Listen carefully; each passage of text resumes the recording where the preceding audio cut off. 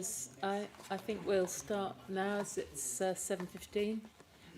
Welcome everybody to our planning committee this evening on the 18th of November. Welcome to officers as well and members of the public and anybody watching on our YouTube channel. So we'll proceed straight away with items on the agenda. The first item on the agenda is apologies for absence. We have two apologies this evening.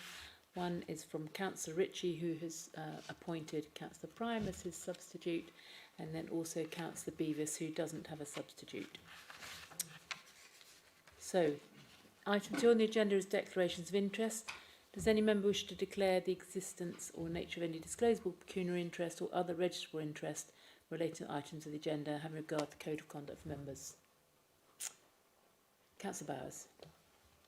Thank you, Madam Chairman. Yeah, it's a non-registrable interest in item 5A, application 25009111 REM, Land West of Horizon 120. This application is not directly connected to this council. However, as I'm the Cabinet Member responsible for asset management and was involved in the original option agreement for Phase 2 land, which was a Cabinet decision, for transparency, I will leave the meeting for that item. Thank you, Madam Chairman. Thank you, Councillor Bowers. And there are no other declarations. So the next item on the agenda is minutes of the previous meeting. I have here the minutes of the draft minutes of the 16th of September, the meeting on the 16th of September, and also the 28th of October. Is it all wish I sign as correct record? Councillor Abbott.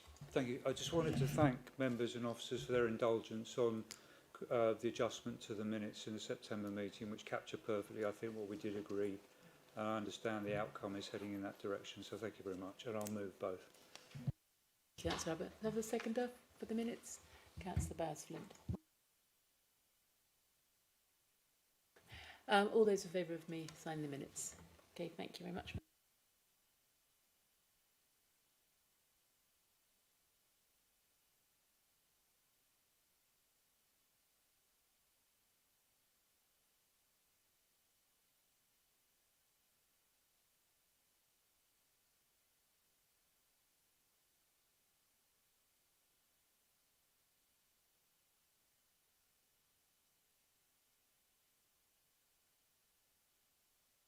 So item 4 on the agenda is public question time. We don't have any registered speakers under this item, so we will now move on to item 5, which is planning applications. And the first item for us to consider this evening is item 5A on your agenda. This is application number 25/00911 REM. This is land west of Horizon 120, Phase 2, Horizon Boulevard, Creighton Notley. And we don't have any speakers on this, so I will ask Alison to give us the presentation. Thank you, Ellie. Thank you, Madam Chair. Good evening, Madam Chair. Good evening, members. The application I present to you this evening is in relation to reserve matters relating to access, appearance, landscaping, layout and scale for the erection of 3 commercial buildings falling within use class B2 or B8 with ancillary office on the northern section of land known as Horizon 120 Phase 2. The application also seeks approval for a number of conditions attached to the outline consent, all of which have been assessed as part of the application.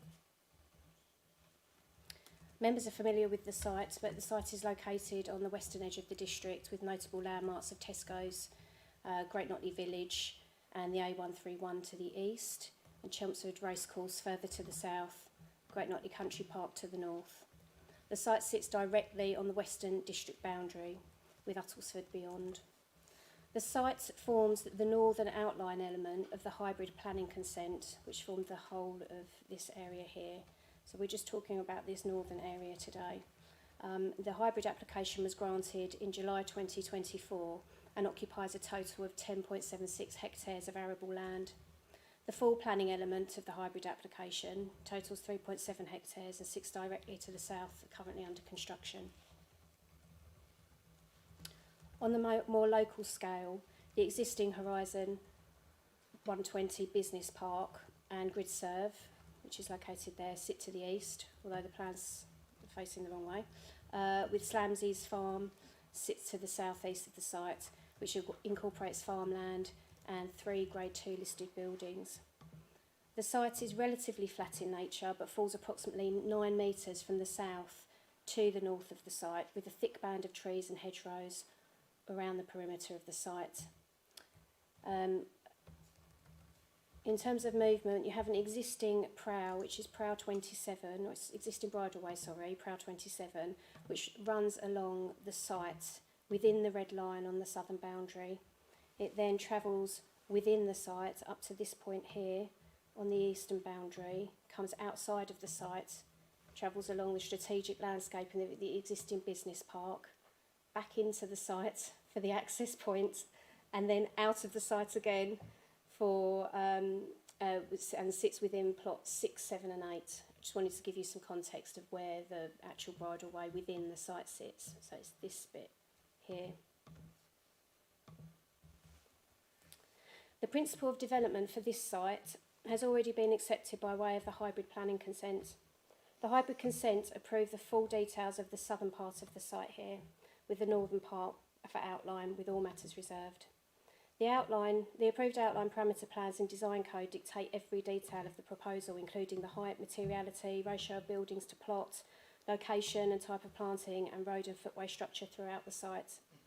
The screen shows the illustrative master plan that was presented at the outline stage to members, which bears a great resemblance to what is currently being proposed on site, which you can see in the next slide.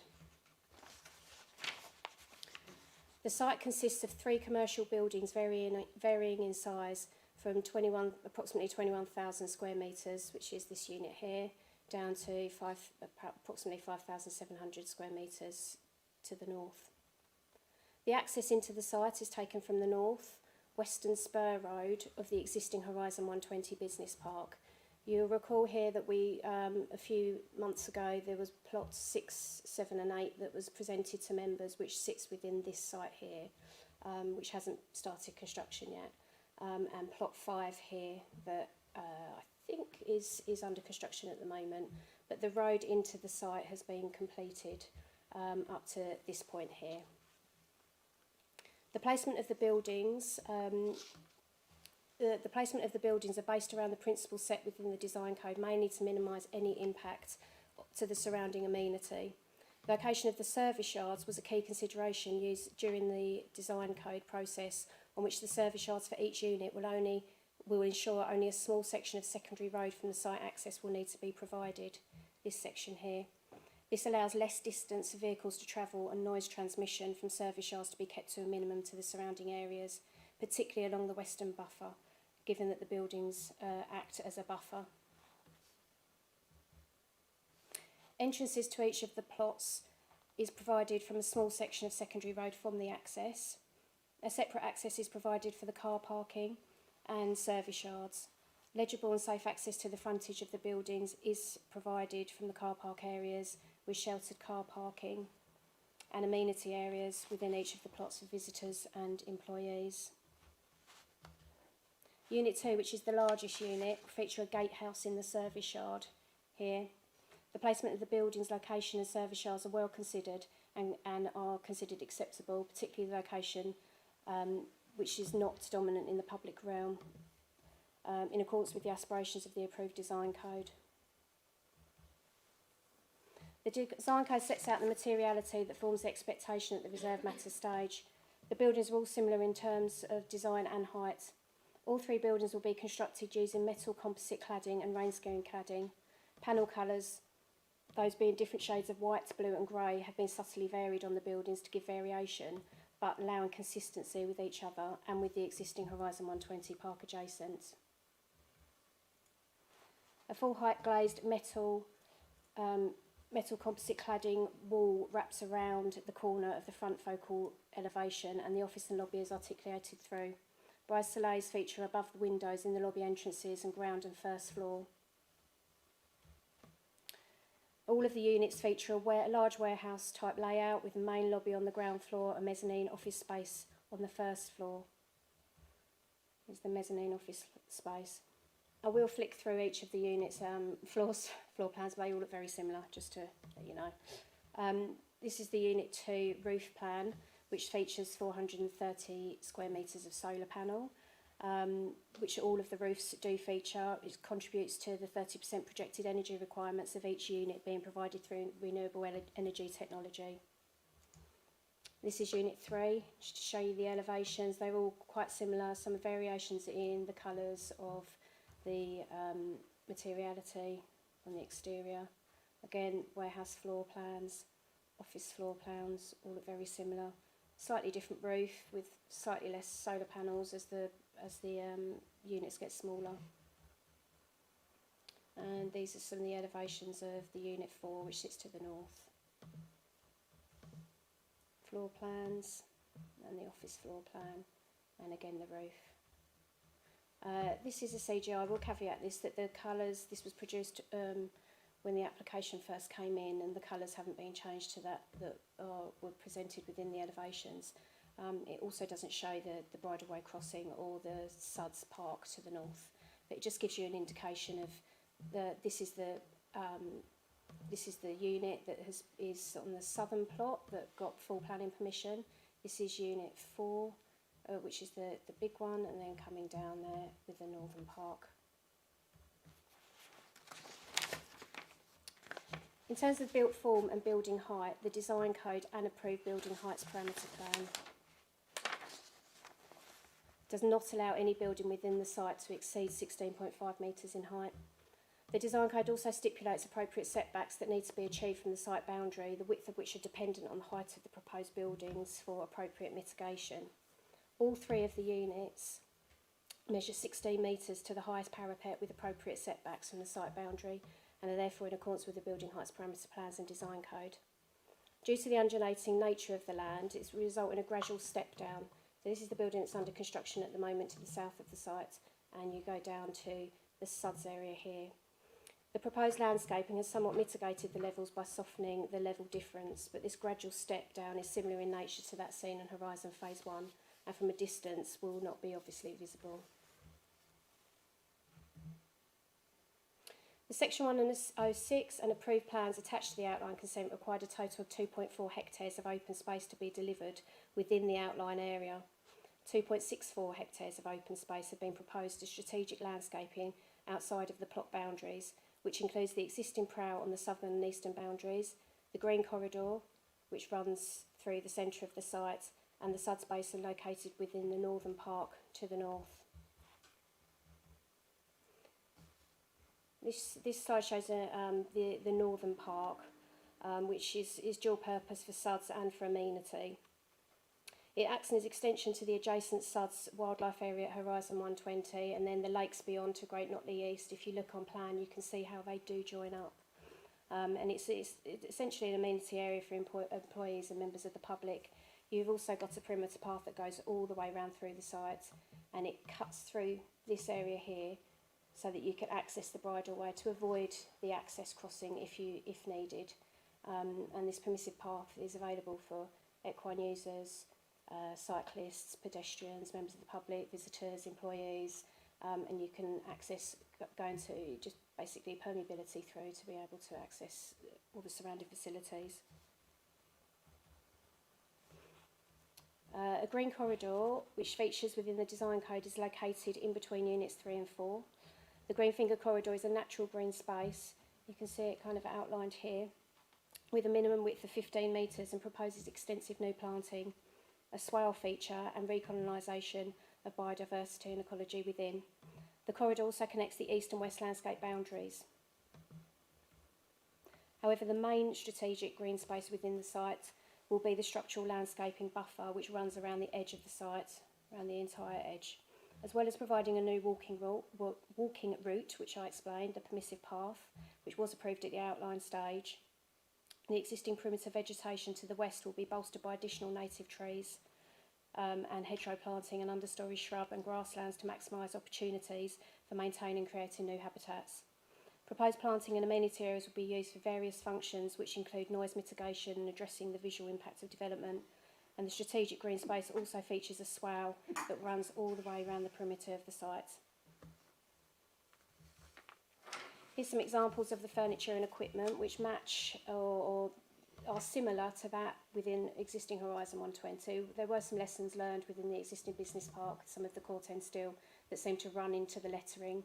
So this is a slight variation to that, but the areas are located within the open space and along the permissive path, and will essentially consist of hardwood benches and seating and natural gym equipment, such as timber parallel bars and jump bars, triple recycling bins, as you see within the existing park, the existing Horizon Business Park, and particularly within the Northern Park.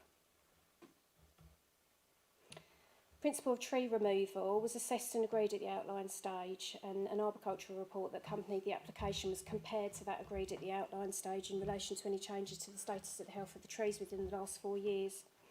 The report confirms that one further tree is to be removed as part of the REM application than those that have already been agreed. It sits within the southern boundary. It's this tree here. It's stated that it's not required for removal to facilitate the development. It's been identified as being in decline and it's consistent with the infection of ash dieback. No further trees have been proposed to be removed than those that have already been agreed.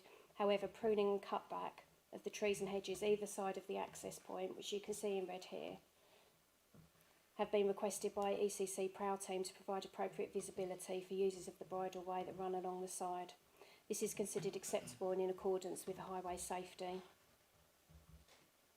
In terms of highways considerations, the impacts were assessed at the outline application stage, and parking wise, due to the end users not being known at this point in time, the number of car parking spaces has been calculated from evidence of current levels within phase 1, and a range has been taken which sits within the maximum limits set within the car parking standards. Minimum cycle parking standards have been achieved along with EV charging points for each unit.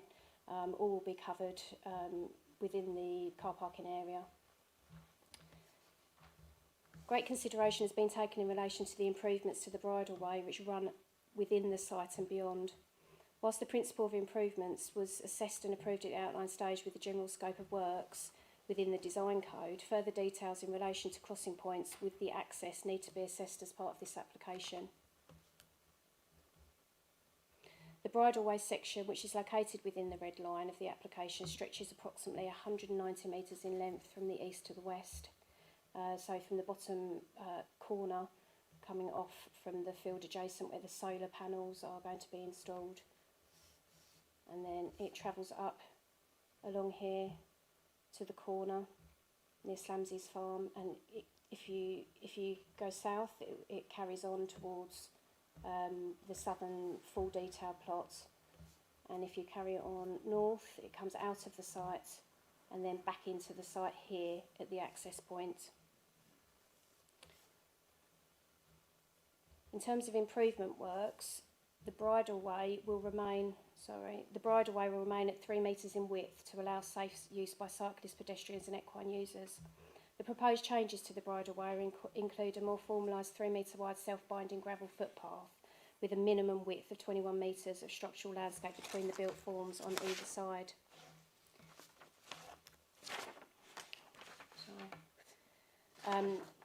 The surface material choice for improvements for the bridleway were considered at the outline stage and featured within the approved design code. British Horse Society's advice on surfaces for routes used by horses specifies that self-binding gravel, particularly hogging and breeding gravel, which is proposed, is an appropriate surface for horses and pedestrian use. An equestrian chicane crossing has been proposed at the access point. The chicane will consist of timber fencing posts and will be set back 5 metres from the pavement on either side of the bridleway as it approaches the access point. The surface of the bridleway will also change from hogging to a granite surface with drop curves provided. Appropriate visibility displays have been proposed, which mean the pruning of the trees either side. These details have been considered acceptable by ECC Prowl Team. However, should pedestrians and equine users and cyclists prefer not to cross at the access point into the site, there is the alternative route which I have set out. Now, whilst that is not going to be adopted as a prowl and never was the intention to be adopted as a prowl, there is a condition on the outline application that ensures that the circular walk and the permissive, what's called the permissive route, remains in perpetuity for the lifetime of the development. It's also part of the outline planning permission that that route is delivered first before any of the buildings are constructed on the site. So the first available planting season from commencement of development. In conclusion, the principle of a commercial development on the site with the uses proposed has been previously consented through the approved hybrid application.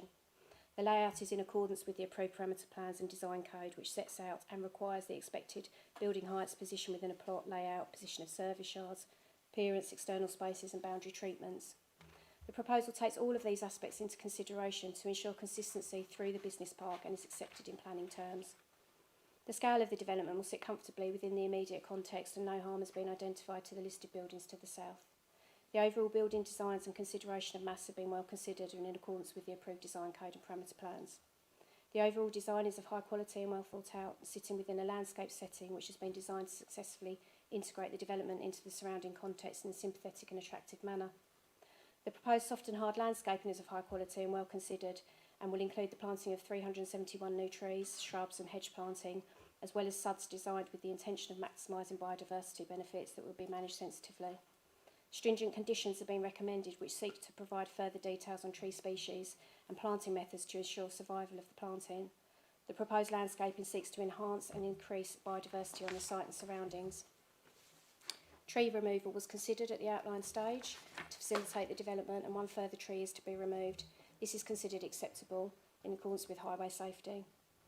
The development has been laid out in a manner that adheres to the parking and cycling standards in terms of quantum and pays regards to the need to plan for sustainable access for all. Improvements to the prow and means of crossing the access have been assessed by highways and are considered acceptable, taking highway safety into consideration. The application will not give rise to any undue impact on existing residential amenity in relation to visual amenity, overshadowing, outlook, overbearing, overlooking or noise. The development will take a holistic approach to the integration of sustainable design, focusing on reducing carbon emissions and also on exceeding the minimum requirements of BREEAM Very Good. The environmental performance of any new buildings, particularly with regards to CO2 emissions, will aspire to exceed the national standards set by the current building regulations. A minimum of 30% of the projected energy requirements of a plot, including the building, will be provided through renewable energy technology through the use of air source heat pumps, along with roof-mounted solar panels.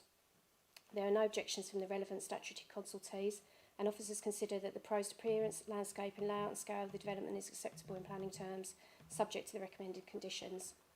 Accordingly, it is therefore recommended that reserved matters and conditions referenced in the description of development are approved. Thank you. Any questions? Thank you, Alison. Just before I pass over to members, could you just explain where this permissive path is? Of course. Let me just scroll back a little bit. The best plan would be... Sorry. I did quite a lot, didn't I?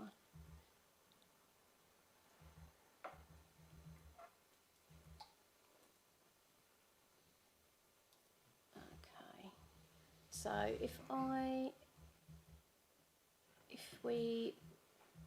so this is unit 2, so this is towards the south.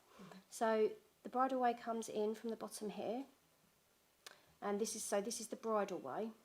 It comes across here, up here, then comes out of the red line, carries on within the existing Horizon strategic site. I'm just going to flick to the site up here, comes up here, comes back into the site, and then this is all the bridleway and comes up here. Now the permissive path, I'll come back down to the bottom. This is the new path that's going to be provided as part of the strategic landscaping. It heads north. Can you see this kind of browny line? I wish I could scroll in on it a bit more. It comes up here, all the way around the edge of the site, up here, and then carries on going all the way around the site, around the northern amenity pond, and then it cuts through the hedge here onto the existing bridleway. So if you were a user and you didn't actually want to go through and essentially be sandwiched in between a business park, you can go along the western edge on the new permissive path that then keeps you within the countryside setting essentially and takes you out onto the bridleway up here. Thank you. And can I just clarify, is that for pedestrians, cyclists and equine horses? Yes. Okay, lovely. Thank you very much. And that was approved by way of condition of the outline consent. Lovely. Thanks for clarifying that. Members, the mic. Councillor Holland. Oh, I've got my own. Thank you, Madam Chair. Just for the sake of clarity, the bridleway on the existing route, is that surfaced as you've described, both inside and outside the red line across that route, please? The answer to that question is yes. Now, it's a little bit complicated. The reason being is because the bridleway, as you are travelling, so within the site, it's the Hoggin, and then when you come out of the site, and it actually falls within the existing Horizon 120 Business Park strategic landscaping.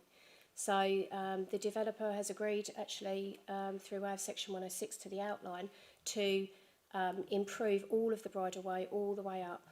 And then you fall into another planning application, which is the plot 6, 7 and 8, which, if you remember, there was a, why would you remember, but there was a condition on that permission which said that details of that bridleway needs to come forward. Because it was within the red line, we dealt with it by way of condition, whereas for this particular one, we dealt with it by way of Section 106 because we had some within the red line and some outside the red line, but we needed to make sure that that bridleway was consistent all the way through. Yeah. All the way up to Great Notley Country Park, essentially, because then it travels across what I call the lakes of Horizon 120 Business Park and up. Thank you. Okay.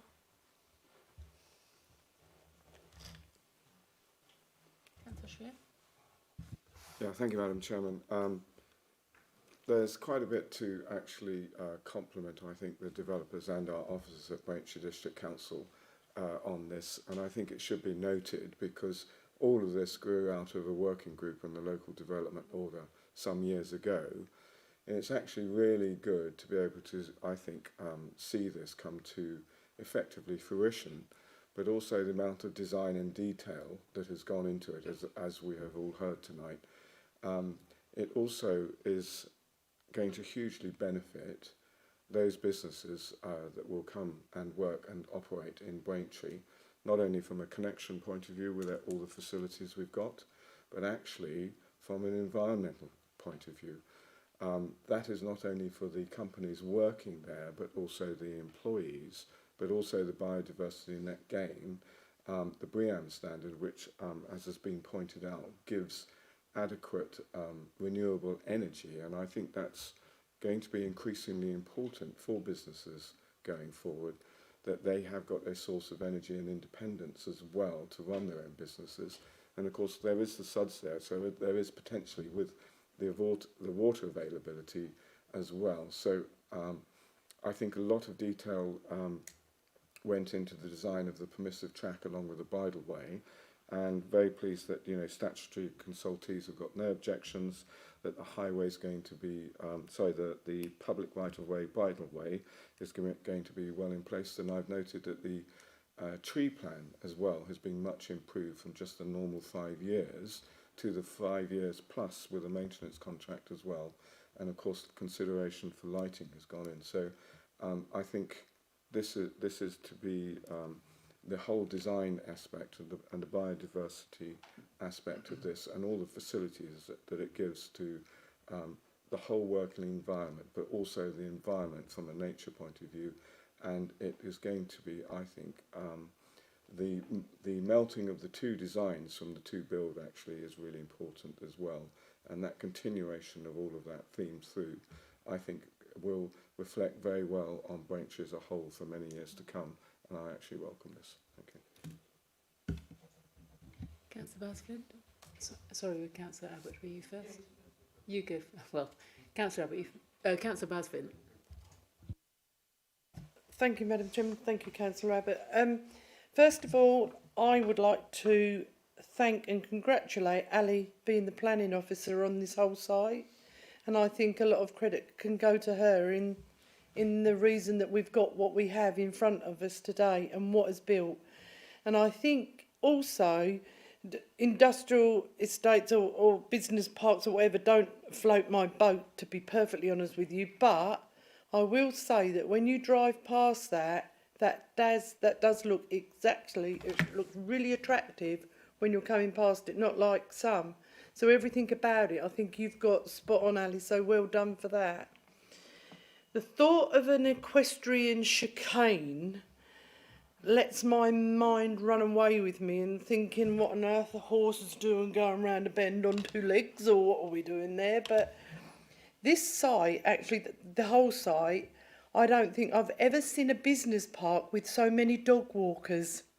There are so many dog walkers who use that site. It's unbelievable. It's great to see it because it means that it's kind of mixed use and everything like that. And obviously I'm also pleased to see the solar panels on top of these because they've got all these expansions of roofs and they're not making the use of it. So I think that's good. And overall, I think it's something that this council, as Councillor Swear has said, that we should be proud of because it's come to fruition and it looks good. It works good. We've got some fantastic businesses on there already. And I think, you know, it's down to you as well, Ali, as the planning officer. Well done. Thank you, Madam Chairman. That's well said, Councillor Bursland. Councillor Abbott. Thank you, Madam Chairman. Yeah, I too was on that group some years ago that looked at the initial design, and I would agree that as business park goes, Horizon is probably better than average. I would accept that. However, I'm not going to agree that everything on this is as good as it should be. If I can just pick out a few items, and we could see from the roof spaces there that the potential for solar is enormous, but actually what's there is minimal. And when we talk about carbon reduction, there is no carbon reduction.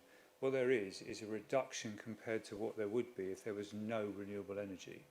But overall, the site will increase energy demand and increase carbon dioxide emissions. So I think that's disappointing. I think the solar panels are those dark areas we can see on that plan. Is that right? Well, you can see that. Yes. Yeah, well, that's absolutely minimal compared to what could be on there. These industrial estates, I've been saying this for 20, 30 years, these industrial estates like this, around Chelmsford, Colchester, they could literally be power stations. Enormous quantities of solar could be produced on these roofs. So whilst this is good, as Councillor, I'll nick her phrase, doesn't float my boat. 371 trees planted, yes, that's a positive. However, I did notice the Landscape Services concerns. I think that's been captured in the conditions, that they had some concerns about the way the trees have been planted in earlier phases, so hopefully that's a positive. But overall, if you look at the site, I mean, the amount of green space, I'd say, is again quite minimal, and these are going to be very imposing buildings on the edge of the countryside. This was arable land, so this is more good quality farmland. It's grade 2, yeah, grade 2 land we're losing. I would have liked to have seen the buildings a bit smaller than that and a bit more green space, a bit more strategic planting to soften the impact. As regards to the lighting, I've raised this point before. I don't know whether we can have our own code, but there were two comments in the report. One said very low levels of residual lighting onto the hedgerows, which is important for bats. But then the actual figure is 1 lux. I have raised this before. 1 lux is 4 times as bright as the brightest moonlight we get in the UK. Now, bats have evolved for natural night conditions, so the brightest natural light they normally will get during the full dark period is the full moon. I mean, there can be times when other things are brighter than that. If you were in a dark room and there was something shining into your room that was 4 times as bright as the full moon, you definitely notice it. It's easily bright enough to read newsprint by, for example. So I don't know whether we can have our own code, because I know where this is coming from. I've asked officers before from this. It's coming from county, and I believe this derives from a figure years and years ago where an erroneous figure of 1 lux for a full moon was used. I've done some research on it, and that's where I believe it comes from. It's completely wrong. The academic research says that even in the tropics, actually, 1/4 of a lux is full moon. So I think we need to be cutting that down. It's too high. If we're shining 1 light, because 1 lux, and these lights, some of them I presume will be on all night, because I believe this is a 24/7 operation. I think that needs to be reduced. So yeah, I do have concerns. The only other, I've got one more comment, was, I've done this before, I know, but I'm going to say it again. There's a comment in there about an over-mature oak tree. There's no such thing. No, oak trees count. I think it was in this report. Yeah, I've got to know. Over mature oak tree. There's no such thing. Oak trees can't be over mature. In fact, oak trees have the highest biodiversity potential of any native tree, and as they grow older, that generally increases unless they're completely stone dead. But even then, they have quite a lot of potential. So I was a bit concerned to see that. So I've got my concerns, and I'm probably going to abstain on this because I'd have liked to have seen more in the ethos of what we discussed all those years ago. I think we could have done a bit better. Thank you, Madam Chair.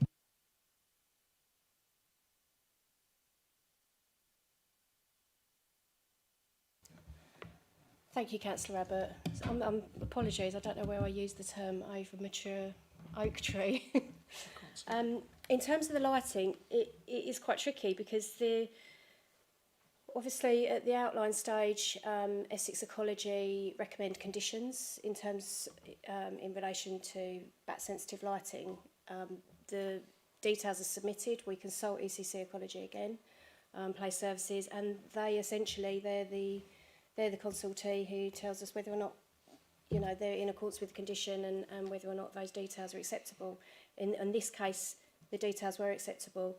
For this particular application, condition 030 is within the description of development, and it forms the approval of the lighting strategy.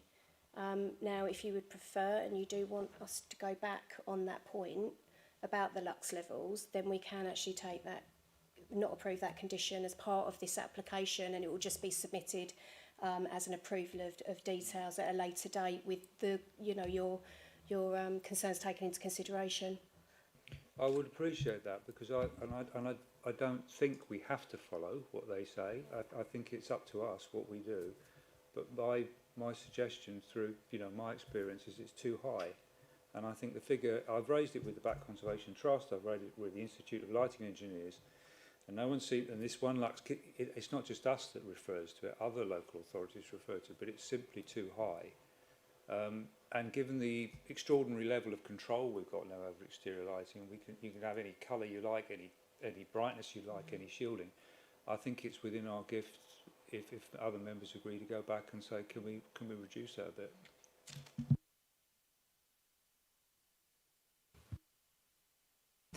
We could not approve that condition. Is that correct? Yeah. Chris? Yeah, apologies, Madam Chairman. So, Councillor Abbott, just coming back on 2 points. So, firstly, just very quickly, on the comment about the overly mature oak tree, so I found the reference within the report, it's paragraph 7.9.1, and it's actually, we're quoting the applicant's documentation, so it's not a comment.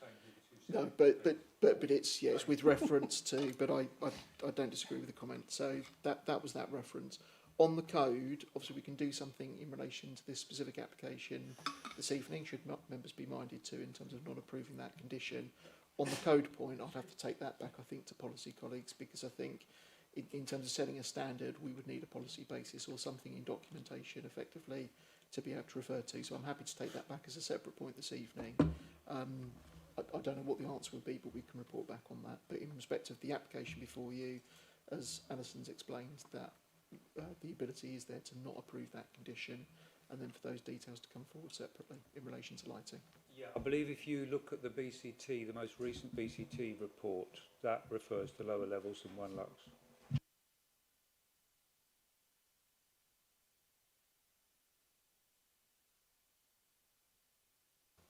And Chris, just on the solar panel point Councillor Abbott raised, I think we're tied by the condition in the outline consent that's minimum of 30% is acceptable. Yeah, that's correct, and also in terms of our ability as a planning authority to impose those sorts of standards anyway. So, I mean, I think obviously, as we've heard before, in other phases of this development as it's come forward, the energy performance standards that are required for these buildings is at the higher end, which is what the market is also requiring, which is positive. I completely appreciate the point about the roof space. I would say the application before you is as far as they're required to go. They could go further. The only thing I can suggest, if members are really keen on this particular point, is to we could add an informative to the decision to encourage the developer to consider the provision of additional panels. obviously that wouldn't be binding on them to actually implement, but we could add an informative to the decision notice to that effect, if that would help. Thank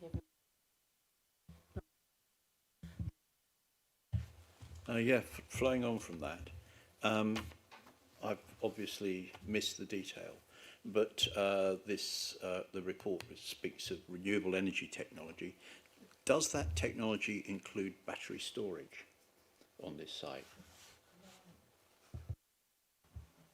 Thank you, Councillor London. No, not that was in any of the details, no. Okay. So if we were going forward, looking at encouraging more renewable energy technology, and with the actual user, the end user being the people inside the industrial unit, might it be a good idea to look at battery storage and be encouraging that, as well as fully embracing the potential for solar PV on the roof? Do you mean within the context of the informative? Yes, Yep. which Chris was just suggesting. Yep. Of course, we can include that as well. We can include an informative with battery storage and additional solar panels. Madam Chairman, I think we might be mindful of a very serious fire that took place on that very place because of that very thing, the storage of batteries. Councillor Schwer. Thank you. With regards to the informative for solar panels, I can completely concur, but I think it must be remembered the extra weight and potential wind loading in stores. You'd need to check the actual design of the building for that, those differentials as well, because that will be a very important consideration going forward. Given Councillor Bowers' point about fire risk, I mean, should we include? What is the view on including a reference to battery storage in the informative? I think it's difficult to. It's going to be an informative, essentially, isn't it? So it's going to be up to them. It's not a condition that they have to abide by. It's up to them to explore that. We're not putting any kind of onus on them to provide that. I think looking at Horizon 120, the roofs are designed in a particular way. So if there is a fire, they do cave in. You'll see with some of the solar panels that obviously you've got to be able to provide the lighting through as well. So you've got glazing on top of some of these roofs. If I go to one of the roof panels here, for example, these you can see the glazing and then these are solid where the solar panels are actually stored. However, if you look on the right-hand side of this picture, there is solid there that you could include additional solar panels for the larger ones. For the smaller ones, again, you know, there is void there that can be provided, and for the Unit 4. But I think if we ask them to explore it, it's obviously not included within the design code. There is an overall, it's 36.6 in terms of the 30% projected that we asked for in the design code. This is actually providing 36.6. However, it could be more, right? So all we can do is put the informative on, and we can't really put it on as a condition. And it's for the developer, Panattoni, to explore. Okay, thank you, Ali. Anybody else want to make any comments? In which case, would anybody like to move the officer's recommendation? Councillor Holland, the seconder. Councillor Bowers-Fint. That's with the condition. So we're not. So this is officer's recommendation excluding condition 30 on the lighting, which we'll go away and consider again, and also but including the informative regarding the additional solar panels and battery storage. So all those in favour of that, and those against, abstentions. One abstention. Thank you very much, members.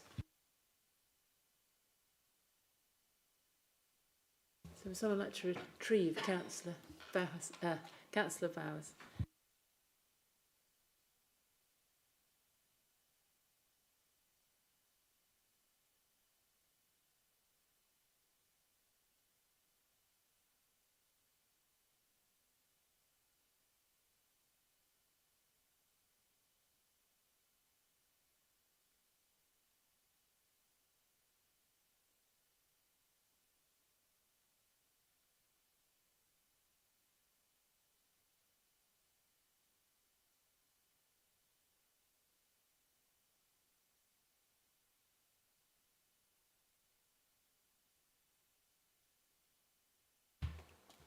Right, so this now brings us on to our next application. It's item 5B on the agenda. It's application number 25/00982 out.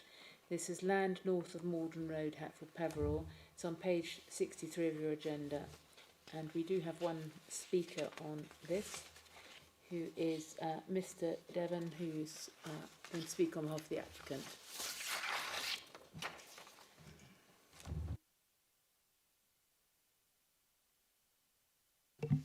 Thank you, Chair. Good evening. I'd like to begin by thanking members for the opportunity to speak today and thanking the case officer for their efforts and professionalism throughout the consideration of our application. Gladman endorses the case officer's recommendation of the application before you today. The case officer rightly acknowledges that Hatfield Peveril is a sustainable settlement capable of accommodating housing growth and considers the site to represent a suitable and sustainable location to deliver residential development. The principal development on a larger scale on the site has already been established through the approval of an outline planning application for up to 110 dwellings in November 2021.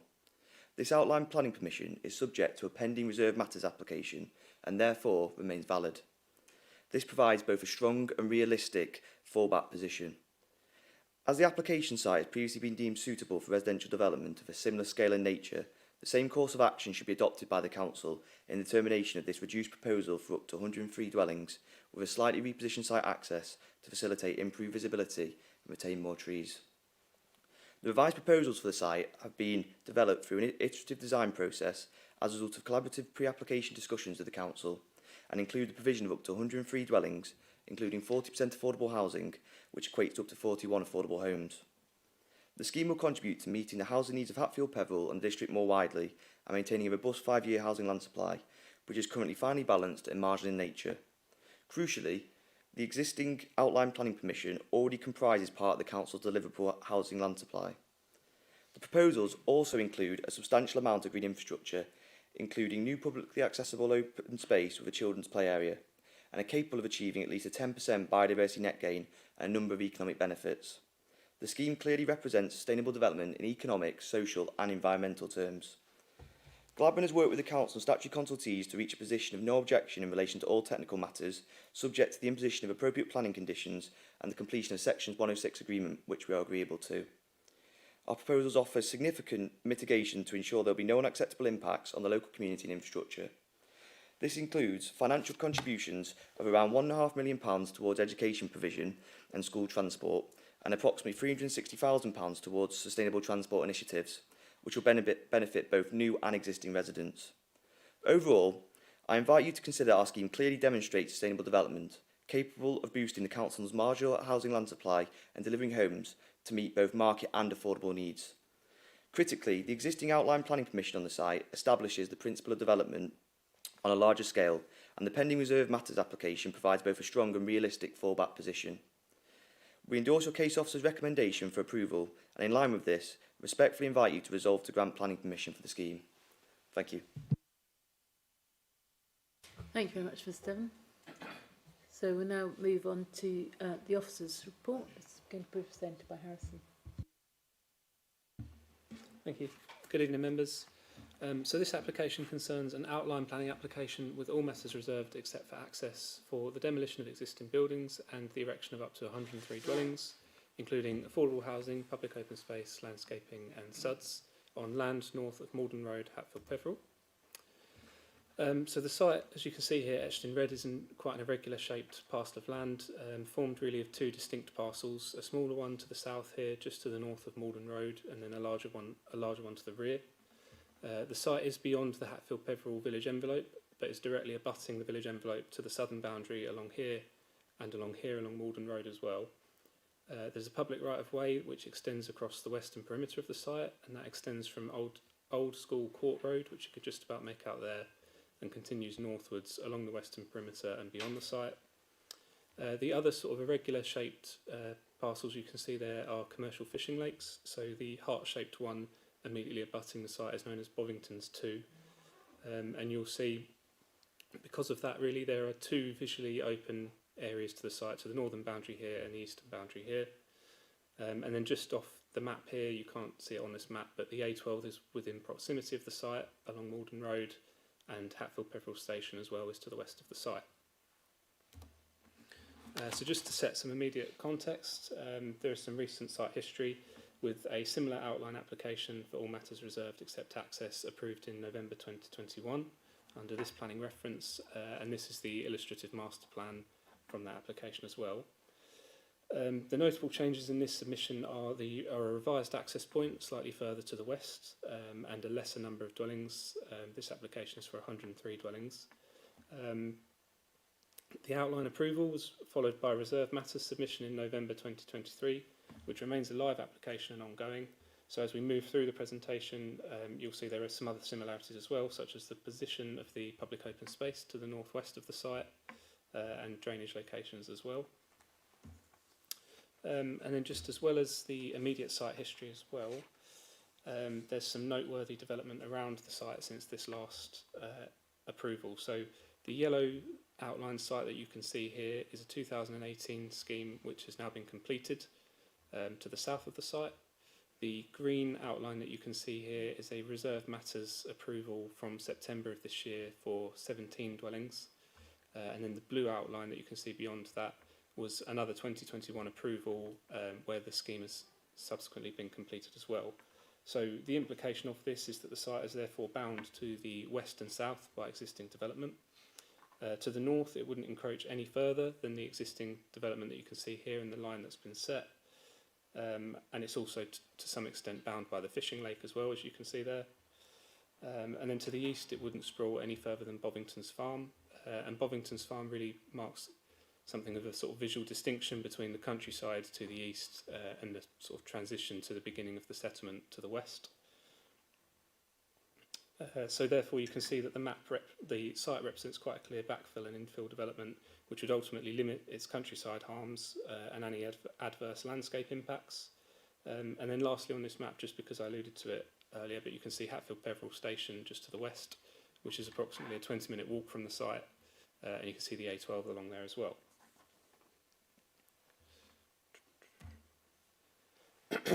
So moving on to my site photos, the first couple of images that I've got here just show the footpath to the northwest of the site.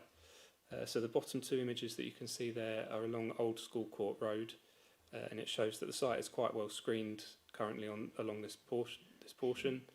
And then the bottom left image shows the entrance to the field, and then the top image is from the footpath on the field, looking back towards Old School Court Road.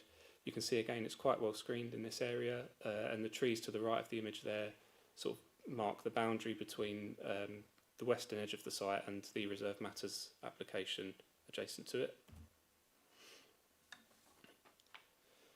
This is just a view from a very similar vantage point but looking back across the site. Obviously given the irregular shape of the site and its size, it's quite difficult to capture the whole site, but this image is probably the one that does it best. So the smaller portion of the site is just where my cursor is there in there, but you can see again it's quite well screened around the edges, and then the tall trees to the left delineate that fishing lake that I've previously referred to. The collection of trees that you can see where my cursor are here mark Bovington's Farm, so that is the eastern boundary of the site, and then the trees that you can see right far into the distance are beyond that sort of eastern parcel towards Wickham Bishop's Lane. And then this is just a view from further into the site looking back towards Malden Road and the highway. So again you can see that it's quite well obscured and quite well screened from the main highway. These dwellings that you can see here form that 2018 development that's since been completed. And then this image is just from within the site looking directly to the east, so it's sort of a zoomed in image really of the one previously. You can see the fence there which delineates the fishing lake and the trees to the left of that. You see the collection of trees that mark Bovington's Farm, and then as you look through there, that sort of lower tree row right into the distance is beyond the eastern parcel here and marks Wickham Bishop's Lane. And then just to the right of where I'm stood there is that smaller parcel of land. So then this is just a couple of images of the smaller parcel of land. So just to sort of orientate yourselves, on this bottom right image here you can make out this gable, and that's taken from the highway looking into the site from the access. And then on this top image here you can see the same gable but from within the site looking towards that access, which is quite well obscured, as you can see there. And then you can make out a couple of roofs which are just to the other side of Malden Road. And then this is one of the dilapidated buildings on site that would be removed as part of the development as well. This is a view from within the site looking towards the rear of some of the neighbouring amenities along Malden Road. So you can see there's some screening in place, and then this is, you can just see the roof form here of one of those dwellings from the 2018 development. And then this is a view towards the east of the site. So those first images that I've shown were stood from along here. This is the footpath that runs northwards, and again, again shows the screening that's in place to the east of the site.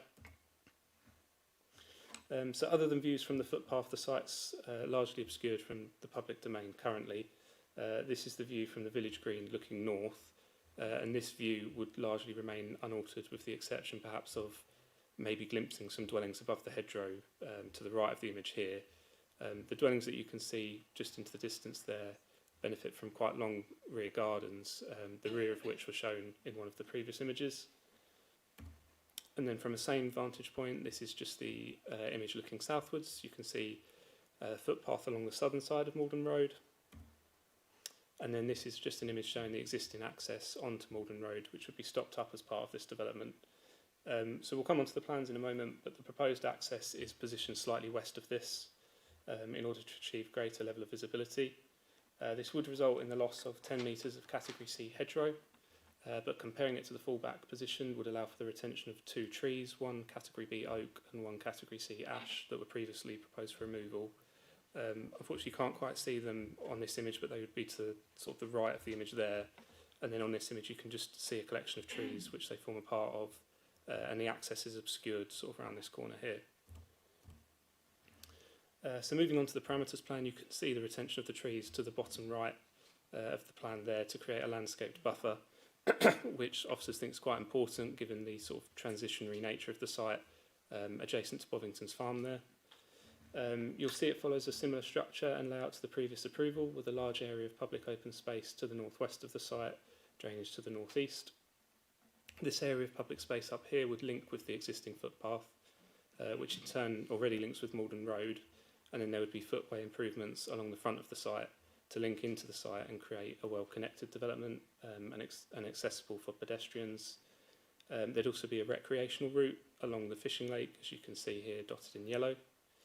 There are landscaped buffers, to the open areas of the site along the northern area here and the eastern area here. And the drawing ultimately illustrates how the applicants intend to organise the site's open space from the access and general landscaping principles, but these would naturally be subject to later detailed design at reserve matters stage. So access is the only reserve matter sought for approval, and the applicants have relocated this further to the west than the previous proposal. This would allow for less tree removal and wider visibility. The existing access would be stopped up, and as alluded to earlier, 10 metres of hedgerow would require removal to facilitate this access. ECC Highways consider that the proposal is acceptable, subject to conditions securing a construction traffic management plan and improvements to the pedestrian links. So this includes a new footpath, as you can see here, along the southern portion of the site, and then that would link in turn with the Old School Court Road footpath into the wider part of the site. As well as this, a 2 metre wide pedestrian island just to the south here to allow crossings onto that southern footpath that was seen on one of the site images as well.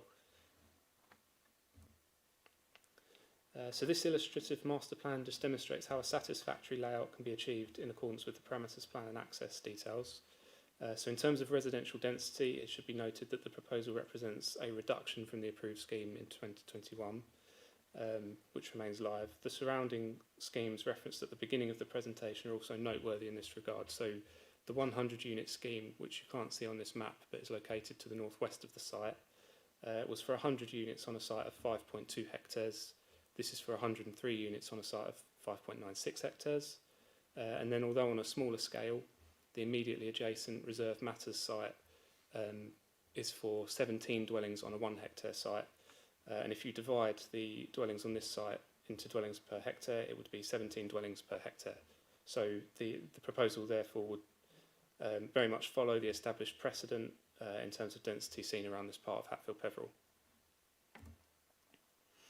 And then, as noted, further details would be presented as part of the reserve matters, but this plan just demonstrates that sufficient back-to-back distances and neighbouring distances can be achieved both on site and in relation to the existing development.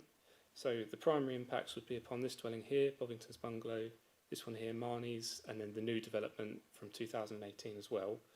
But due regard will be given in the reserve matters to limiting any impacts, and clearly a layout with sufficient back-to-back distances can be achieved. This plan also demonstrates that each dwelling could be accompanied by 2 parking spaces in accordance with ECC standards, and visitor spaces are also proposed throughout the site as well. So in terms of the planning balance, there are some adverse impacts. As alluded to at the start of the presentation, the site is beyond the Hatfield Peveril village envelope and is therefore objectionable in principle. However, this objection is largely confined to the principle of development alone as opposed to any more tangible adverse impacts. So, for example, the site is in a location capable of supporting sustainable development with strong pedestrian links to local amenities and services, as well as access to other modes of transport. There's also hedgerow removal proposed along Malden Road, although, as explained, this was approved in the previous outline, and the repositioned access would allow for the retention of more trees.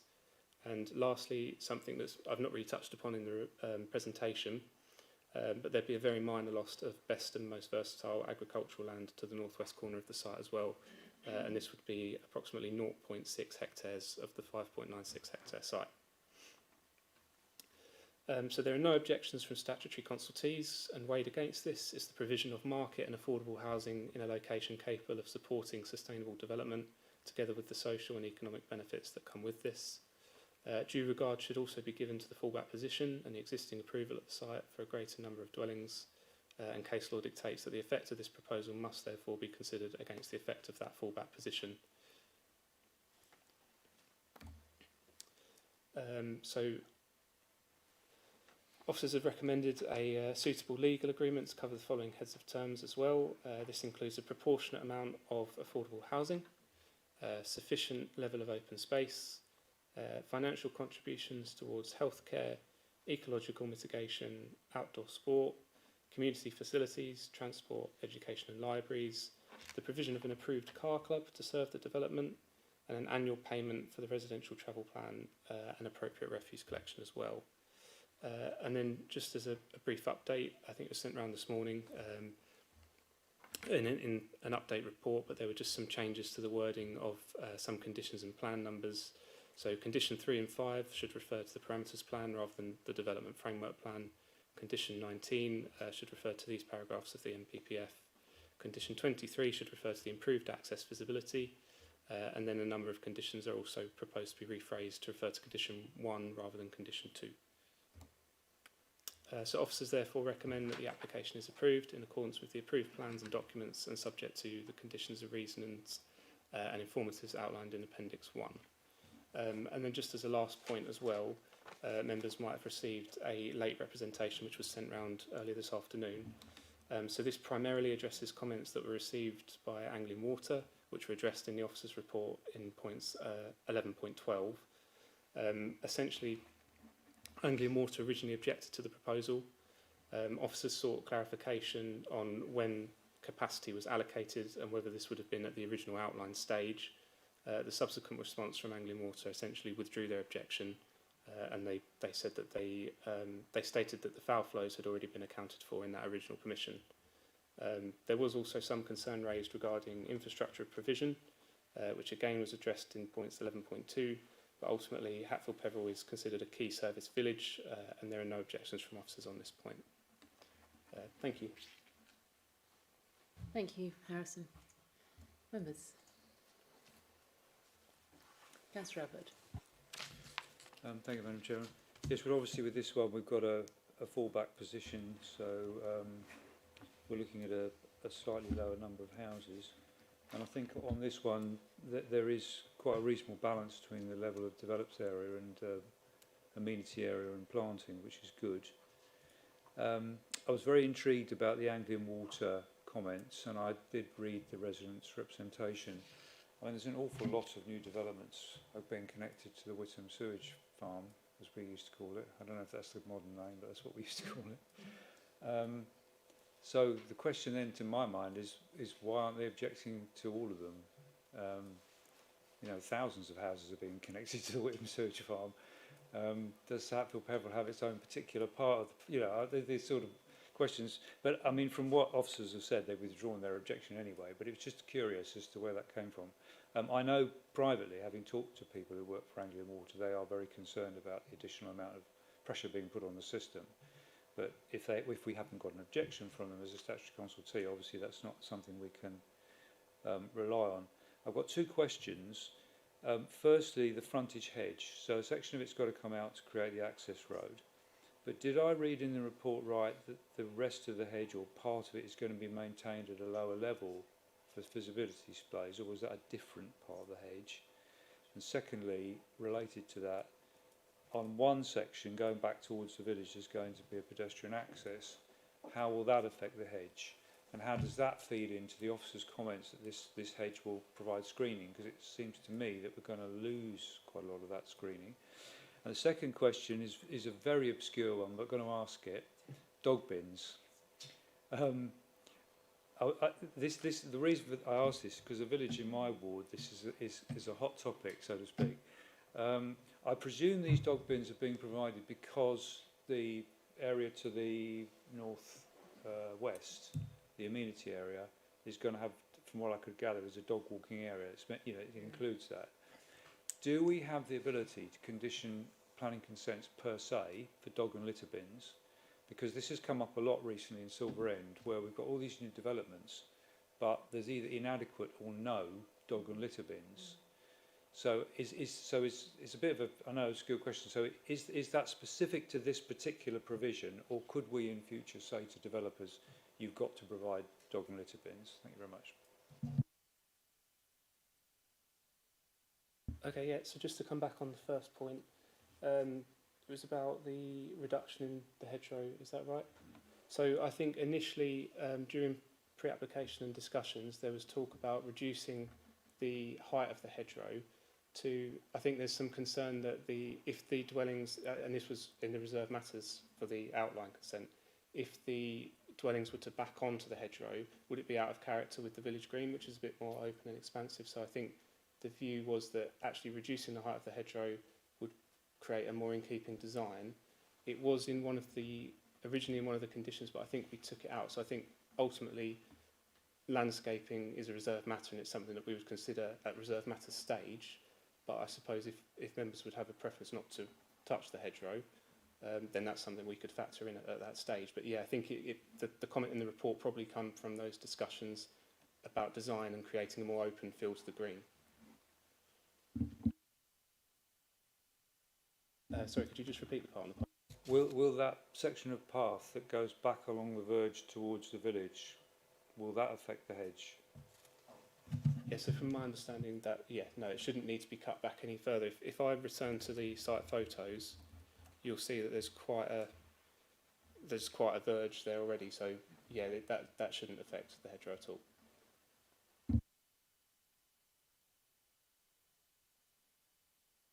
In respect of the dog litter bins, so if I refer you back to 11.9 of the report deals with habitat regulations assessment, so the HRA assessment. So as part of that mitigation package, that's where we get the particular requirement for bin provision.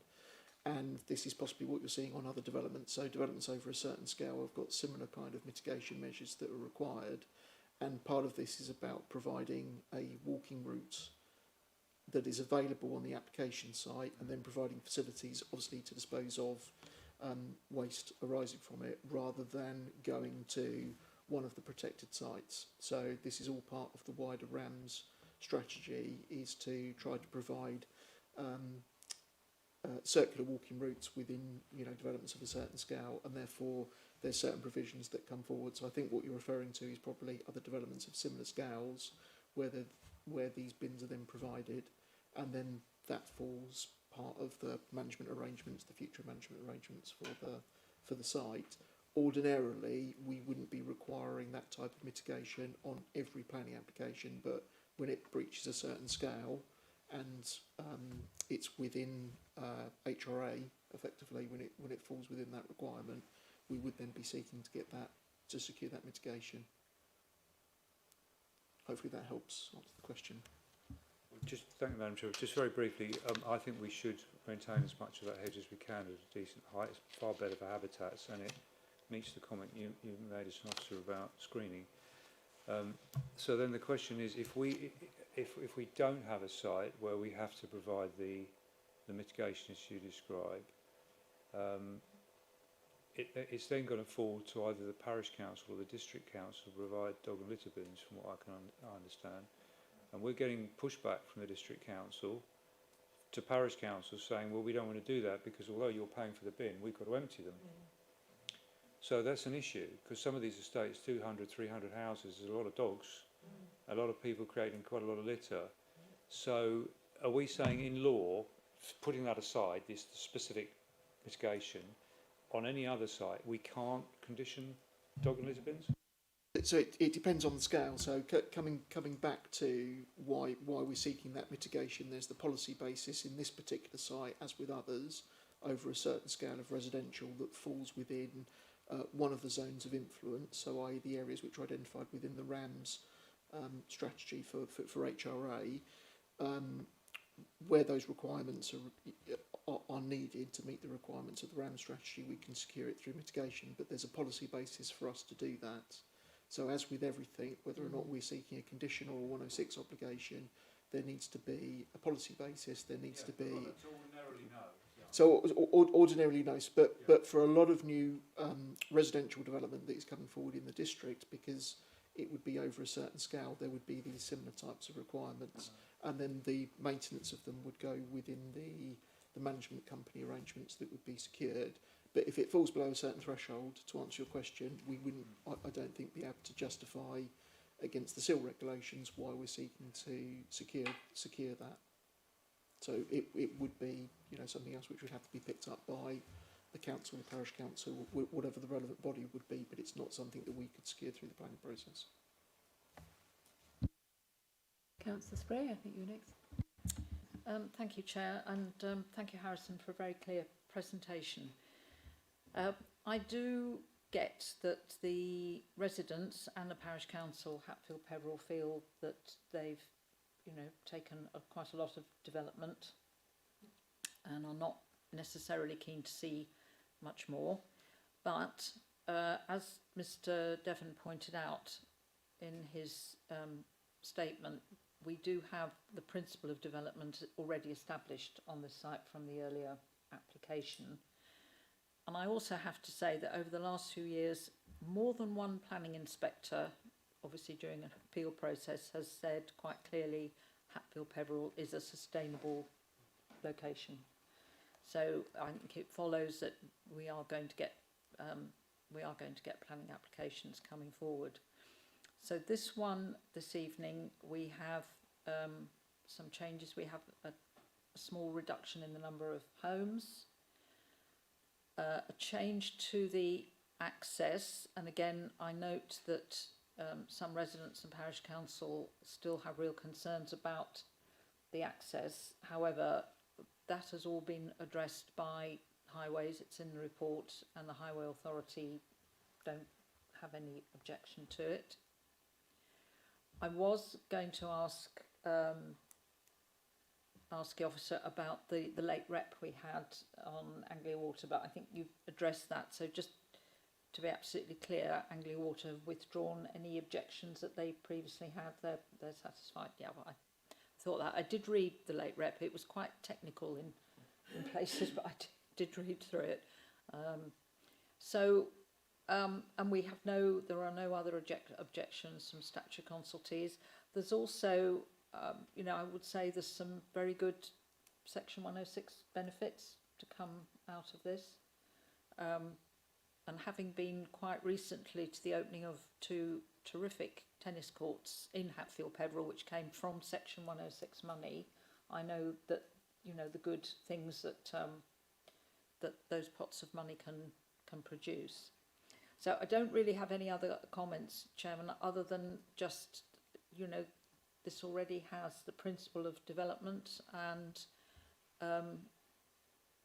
I think quite a lot of work has gone on between the developer and officers to iron out any problems that might have arisen. So I'm sort of happy with it. Thank you. Other members have got any comments?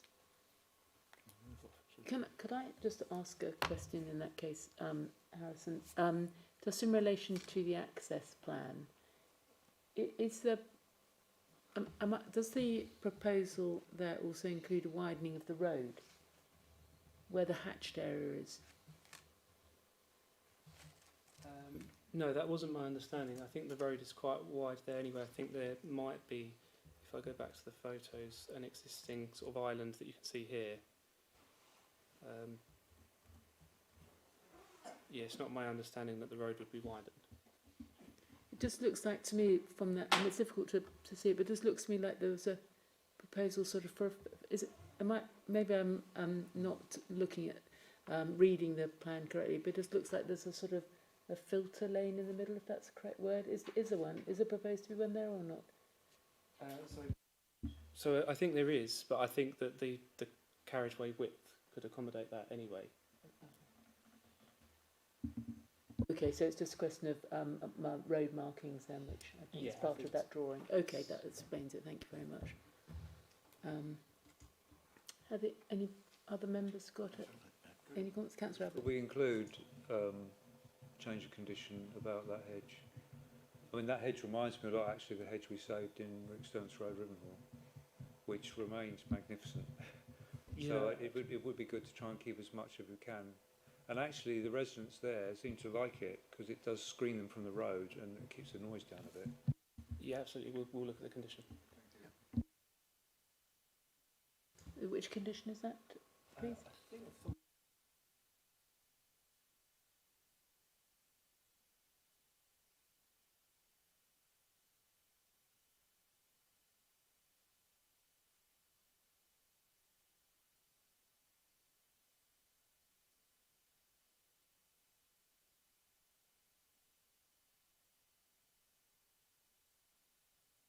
Yeah, so condition 16. So just to be clear, so what are we doing with that condition? Just going to revisit it and make sure essentially that there's as minimal impact on the hedge as possible. So the 10 metre removal obviously is for the access, but if it refers to reducing the height of the hedge, then we'll omit that, because landscaping is a reserved matter anyway, so we can deal with it at reserved matter stage anyway. Okay, so we don't need to make any amendment at this stage. Okay, got it. Right, thank you. But we'll obviously with the reserved matters, that will be something we'll pick up in the reserved matter stage. Okay, got it. Okay, does any other member wish to make any comment on this application? No? In that case, anybody like to move the application? Councillor Holland, and seconder, please. Yes, Madam Councillor Chair, I'm very pleased to move officer recommendation. Councillor Spur, I think, seconding, and all those in favour of granting the application. Okay, that is unanimous. Thank you, members.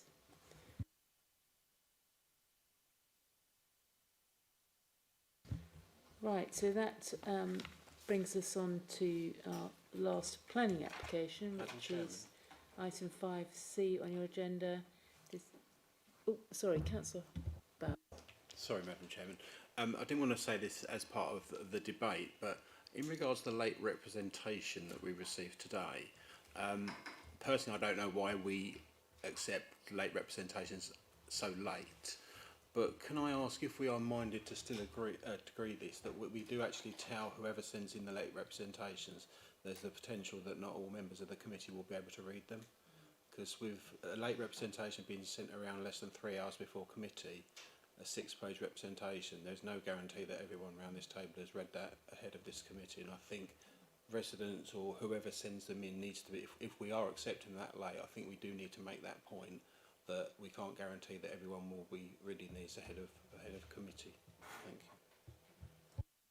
Thank you, Councillor Bowers, for the question. So just to clarify, so as the local planning authority, we don't have any say in that matter effectively. There is case law that suggests that if that letter came in and was dropped 1 minute before the start of the meeting and it is material to the decision and the outcome of the matter that you are considering as the planning committee, we would have to have regard to it and have to take it into consideration. So if it's raising a new issue or a substantive matter that has not already been addressed, we would have to we'd have to consider it as or members would need to consider it as part of your deliberation on the application.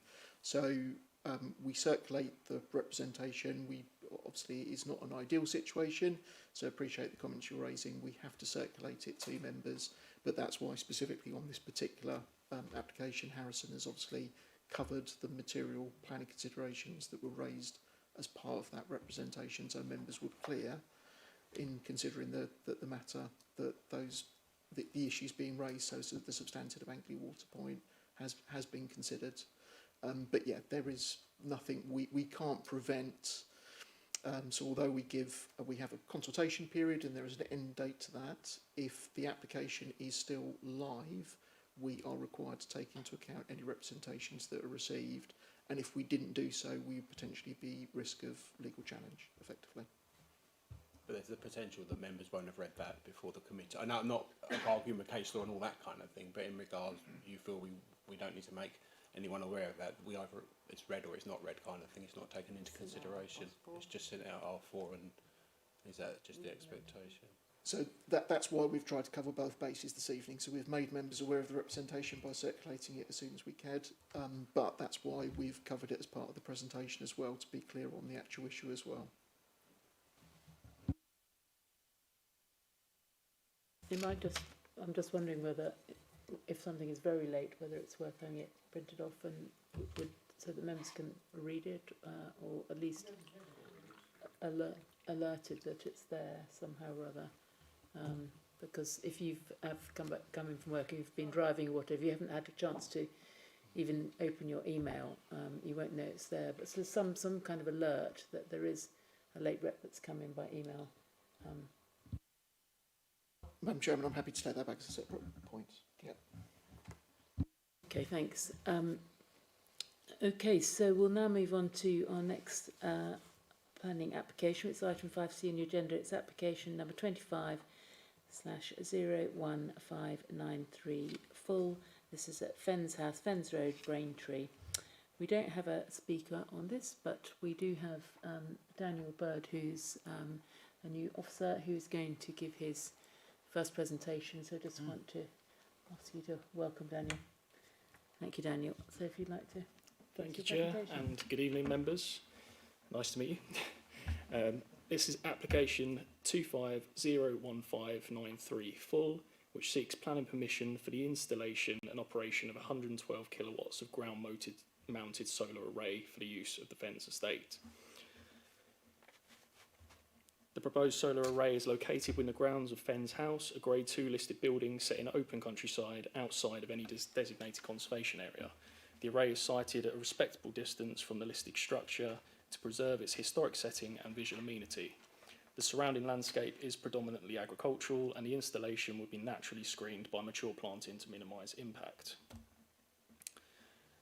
The proposed solar array would feature 2 rows of panels, each measuring a combined 62 metres by 4.2 metres, and these panels would be fixed to the ground via ground screws with angled frames to support the weight of the panels and direct them towards the optimum direction to achieve the maximum solar gain. The panels would be a maximum of 2.4 metres in overall height, and the 2 rows would be set approximately 5 metres apart.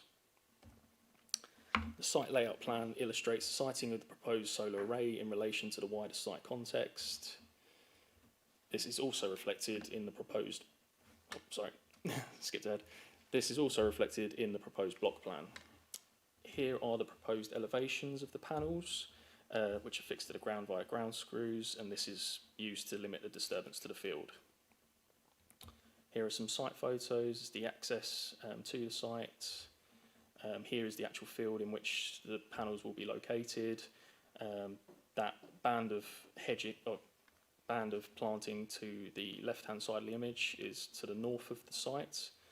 So that would be the area that screens the panels from the rest of the site. Here's the access way from the field to the main building of Fens. Here's that set further back, so you can still see the access point in the middle there into the field. Here's that band of trees that are obscuring the site from the north, and here's looking south away from where the solar panels are sited. And as you can see, the entire boundary of the field is very well enclosed. Here is facing westward. Again, as you can see, it's quite well obscured. And here is the access track from the main building towards the field. As you can see, it's quite well established, and it also has a level of hard standing to provide that access. Here is the construction access route, which is included within the construction management plan submitted. It's confirmed that the panels will be unloaded within the visitor car park to the north and transferred via a small tractor to the final position within the field. This approach is considered appropriate to limit disturbance to the site and will form an approved document under condition 4. Here is the electrical cable route, which will enable the solar array to connect to the Fens main building. This route will be hand dug and follow the existing access route to limit ground disturbance. This approach will also be conditioned within condition 4 and outlined within the update report. This is the existing electrical hub, which the cable connection will terminate within. As outlined within the update report, condition 4 will be included to secure the methods highlighted within the construction management plan and the electrical connection point information. And as you can see, this is the wording of the proposed condition. In summary, the solar panels are sensitively sited and are proportionate with the scale of the business. The panels would be discreetly sited and well screened in all directions by existing mature boundary planting. Access to the site during the construction phase will be controlled via condition to avoid disturbance to the existing field. The cable routing and installation method will also be conditioned as outlined within the update report to ensure minimal disturbance occurs, and no objections have been raised by residents or statutory consultees. The application is therefore recommended for approval, and if you have any questions, please feel free. Thank you, Chair. Thank you very much, Daniel. Members, Councillor Holland. Thank you. Daniel, am I correct to understand that there is battery storage associated with this application? There is not currently, but there is the opportunity for it to be proposed at a later date, as you saw with that image of where the power line will terminate. The cabinets are there, and obviously that could be upgraded at a later state, but currently I think it's just the energy that's generated will just be used as and when, essentially. Councillor Abbott. Thank you, Madam Chair. I'm very happy to support this proposal for new solar panels. I just had one question. I don't think there's been an agreement on BNG yet. The condition refers to it in the future. Have there been any discussions on what that's going to be, whether it's going to be on-site or off? And given this is a full application, is there any particular reason why that hadn't been agreed prior to it coming to committee? Yes, there has been discussions with this. A baseline has been submitted as part of this application, and condition 3 does refer to it for those details to come forward. As you say, post-development, our ecology officer is happy with the details that they've provided, and the assumption is that it would be made on site rather than off-site.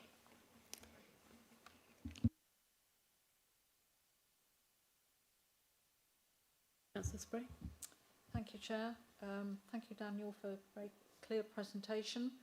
I think as applications for solar panels go, this is relatively uncontroversial, one of the more straightforward ones we've had, I think. And looking at the photographs, which I saw both before the meeting and in your presentation just now, the landscaping on site, it's pretty substantial, isn't it? I think it provides really good cover. And I know there are no objections from any of the many of the consultees. They are happy that the impact is extremely adverse impact is extremely low.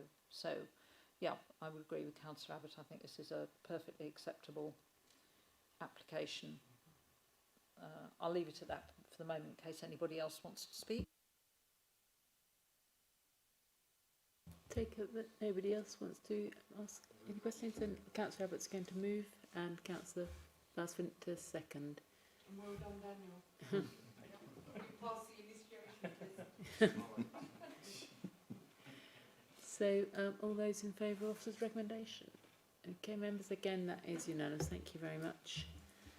So that now brings us on to our final application to look at this evening. This is a tree preservation order application. It is it's item 6 on your agenda. It's application number 25/01936 TPO Public Amenity Woodland known as White Court Woods in Great Notley. And who's doing this? Chris, Chris is going to give us a presentation. Thank you, Madam Chairman. So another TPO application. So again, just to explain why this is being brought to committee, the Braintree District Council is the applicant for the application. So for probity reasons, this is being reported. Ordinarily, TPO applications are determined under delegated powers. So we have the description of works here, which is fairly extensive. It relates to White Court Woods, but there's a number of trees that are proposed for works. In terms of location, we have the location plan here, so quite a large area of woodlands, and a slightly more detailed plan which shows the substantive tree cover over the area. I won't focus on the tree schedule, but just to essentially summarise in terms of the nature of the works, most of the works in relation to management of existing trees. There are some dead trees that require removal, and there is an oak tree which this photograph shows. You can just make out, which is pointing away towards the boundary. You can see the tree growing in a angled direction. That tree is proposed for removal. As I said, most of the works are down to general good arboricultural practice and management. We have a couple of trees where we're seeking to reduce the crown spread because they're starting to encroach on adjacent dwellings. The oak tree is proposed for removal. It isn't viable going forward, and it's proposed for removal on that basis. There are some dead trees which technically don't require consent under the regulations, but they've been included within the application for the avoidance of doubt. Ordinarily in areas of woodlands where we manage such trees, if it wasn't an area which was used by the public, it's kind of better practice to allow those trees potentially to remain. But given the council's duty of care here, they're proposed for removal. And other work such as the general maintenance, crown lifting, ivy removal, and some of the pollarding that's proposed is all sort of in line with good arboricultural practice. In terms of representations, no objections from Great Notley Parish Council, and we haven't received any other representations on the application. So by way of assessment, as I said, the key thing here is the council's duty of care in terms of health and safety. Tree removals we try to avoid. In this particular case, a number of them here are dead and therefore require removal because of the fact that the woodland is used as for amenity purposes. But it is proposed that rather than removing that, the wood and the remnants of the trees will be left for habitat ecology purposes, and the other works are considered to be in line with good arboricultural practice and are recommended for approval on that basis. Where we are removing trees, if it was an area of open space, we may well be requiring a replacement tree by condition, but again, because of the coverage here with the woodland, it's not considered that's necessary in this particular instance. So just to explain the omission of that condition. So the recommendation is to grant the proposed works as set out in the report in accordance with the conditions and reasons which are outlined within the published committee report. Happy to answer any questions. Thank you, Chris. Councillor Bowes-Flint. Thank you, Madam Chairman. It's good to see that as an authority that we are looking at our trees and concerned about our trees owing to what happened in a near neighbouring authority. So I'm pleased to see that. What I'm not quite so, I'm concerned about Great Notley Parish Council's opinion of what kind of people we employ to do our tree. Sounds like they think we're using Dave from the pub rather than a qualified tree surgeon, which I would like to say that we do use qualified tree surgeons and nobody else. So I'm quite happy with this, but I can't move it until other members say. Councillor Albert. Well, I happen to know, Madam Chairman, Dave from the pub is available, and he's done work for me. No. The only comment I was going to make is I am aware the council's going through a process of auditing the trees on its land, because I speak to officers about these things, and in this case, the natural regeneration is a good thing. That shows the woodland's in good health if you've got natural regeneration, so long as it's of native species. I mean, sometimes you can get all sorts of things popping up. But my understanding from officers is that the tree budget for this council for planting is 0 this year. Now, I know there's some cabinet members in the room. I do think we need a budget for tree planting for the council, so that if we needed to replant trees on land we own, or if we were minded to support local groups in providing trees on public land, we were able to do so. But it has been quite a shock to me to keep going back to officers on various schemes I'm involved with and say, well, we've got no money. So just flagging that we've got the budget coming. But in this instance, I appreciate we don't need to. Do you want to? I think Councillor. Councillor Bowers. Thank you, Madam Chairman. We've got obviously corporate scrutiny tomorrow night in regards to the budget for the preceding year, and I will make sure that the information is included within my presentation in regards to what we propose to do for the following year. Dave from down the pub said a word. But I will confirm that tomorrow night in line with everything else for the following year anyway. Thank you.